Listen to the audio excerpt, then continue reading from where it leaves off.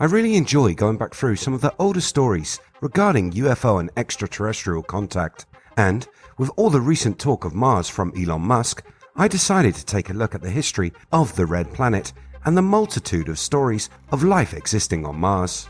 This is when I came upon the claims of Randy Cramer. This man's story has it all: genetic super soldiers, alien battles, and a government conspiracy of silence on secret missions to Mars. So is there any truth to the tale? What are some of the claims this former soldier makes? Let's take a look. Welcome to IF, videos on cryptozoology, ufology, and the paranormal. Hit that subscribe button and ring the bell so you never miss a video again. Randy Cramer was born in 1970, and up until the age of 3, his life was normal. But on his 3rd birthday, he was taken in by a government project named Mannequin. This was a highly secret series of experiments that were designed to create super soldiers. The military were looking to create humans that would be faster, stronger, and have more endurance than the men and women they normally recruited. Cramer was selected as a subject, and for the next 14 years would be trained along with 300 other selected individuals. He claims that he was part of another project named Moonshadow, but more on that later. Cramer would spend most of his life in various secret military projects that would culminate with him gaining the rank of captain. Captain Randy Cramer says that he has been given permission to disclose the information that he has kept secret for all these years. During the 17 years he served, he spent most of that time off-world, as he puts it. The main location for the secret special section of the Marine Corps was Mars. Cramer goes on to point out that it's a criminal offense to impersonate an officer, so his public comments on the military space program are true. If they weren't, he would have been imprisoned.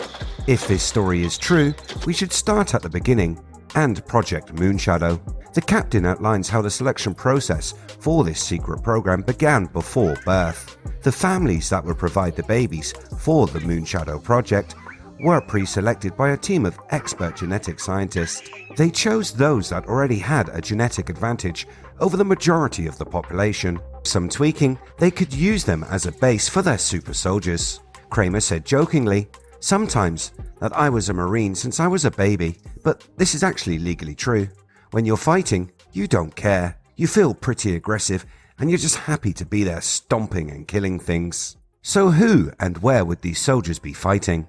The captain goes on to tell of a race of reptoid and insectoid extraterrestrials living on Mars. The reptoid race may be familiar to those of you that follow alien theory. As Cramer said, these are the Draconians, the race said to be living among us here on Earth. They are the basis of the reptilian conspiracy championed by the likes of David Icke. Cramer shared his stories of fighting in the Draconian invasion, also speaking on his time as a pilot of an air-wing. An air-wing being some kind of space fighter, maybe something along the lines of an X-wing. These fighters operated from an intergalactic air carrier named the EDF SS Nautilus. Cramer did not survive this battle. Wait, what? So how is he telling this story? Well, he says that they have the ability to clone people, and when they are killed, the military can transfer a soul into a new body via what he calls quantum fluid. They then return to surface until killed, and the cycle begins again. Those that are skeptical pointed out to Cramer that anyone with half the abilities he mentioned would also be capable of implanting false memories. It could be the case that Captain Cramer was in fact implanted with false memories. But Cramer says, no, thousands of hours of therapy have shown it was an authentic experience. I feel really confident that we're talking about solid and real memories, he said. One of these memories is of a Martian base named Forward Station Zebra. 17 of Captain Cramer's 20-year tour of duty was spent in this underground facility. Cramer described the subterranean base as the forwardmost and northernmost complex found on Mars. As a space marine, it was his duty to fight in regular skirmishes and conflicts that would break out with the indigenous alien races. There were occasions when the soldiers had downtime. When they did, Cramer would venture south. Although the Martian atmosphere was sufficient for habitation, a powered suit made respiration easier on the human cardiovascular system. Cramer insisted that his suit wasn't necessarily required at the Martian equatorial regions. He commented that it was more like mountain air back here on Earth. There were also occasions that snow fell in this area, but wasn't like the snow that we are familiar with. The war continued for decades, and eventually Cramer would return to Earth. Luckily for him, he was cloned again and put into a younger body, and he saw his final days in the service out by serving as part of the EDF, the Earth Defense Force. He was still based off-world, working from a hidden base on the dark side of the moon.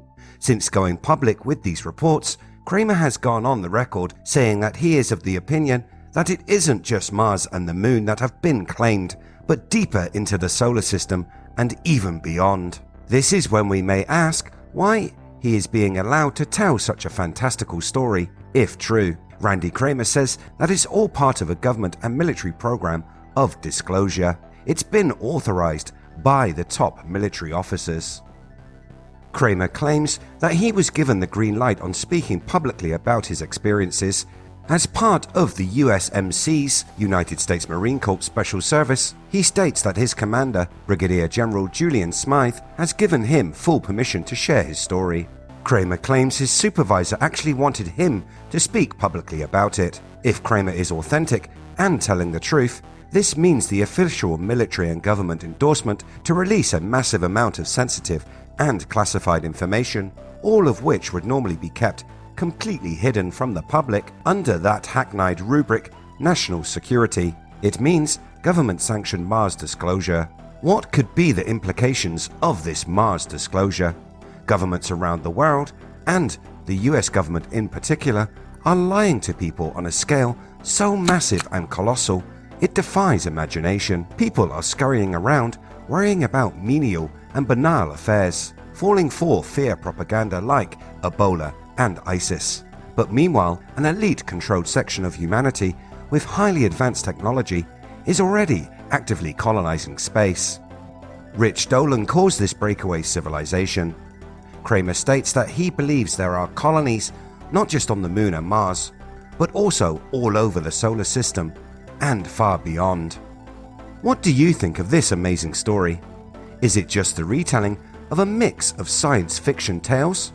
Or is it a timeline of real events? Let me know what you think in the comments below. As always, if you like what I do here on the channel, hit that red button, like and share. You can catch the latest by searching We Are If. Thanks so much for watching. I'll see you next time.